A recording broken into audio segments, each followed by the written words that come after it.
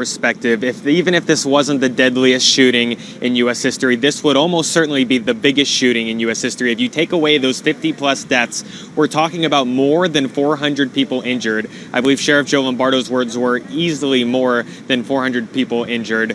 That's a lot of people, even if you're not talking about the ratio in and of itself. For example, when we talk about the Pulse nightclub shooting in Orlando, it was pretty much 50-50, about 50 people injured and about 50 people killed.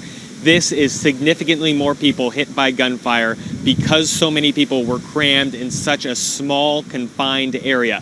When we're talking about that many people, one hospital like UMC, no matter how good its trauma unit is, cannot handle that many people. We received information that so many patients couldn't even go into the waiting room or into the emergency room or into the ambulance and then straight into the emergency room. They had to be taken either straight into ICU or straight onto an operating table so that they could hopefully try and save those people's lives. Of course, in some cases, that was not successful, and we have not gotten an update from Sheriff Joe Lombardo in a little bit, and we're not sure exactly when that next update will be and what those next numbers will be. Of course, these are very preliminary numbers. The last numbers we got were less than 12 hours after the shooting, so unfortunately, we do expect those numbers to grow. Here at UMC, a lot of people still driving through this area. Earlier today, they were not letting anybody even on this street on Tonopah Drive.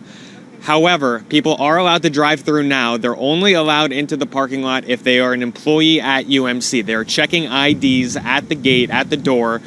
So if you are not an employee, you are not going to get in. I was told by somebody that you cannot even move if you step inside that hospital right now. It is just crammed. People are packed in there like sardines, especially just because everybody who works in the medical field and has worked at this hospital has been called in to work today. So we talk about the first responders. We talk about the people rushing out towards the chaos on the Las Vegas Strip to try and help out.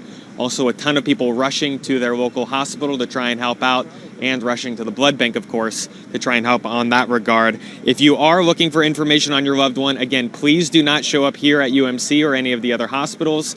They want you to call this phone number, 1-866-535-5654. Again, that's 1-866-535-5654. Guys, we'll throw it back to you in the studio. Adam, thank you so much for that update. And I want to throw this out there, folks.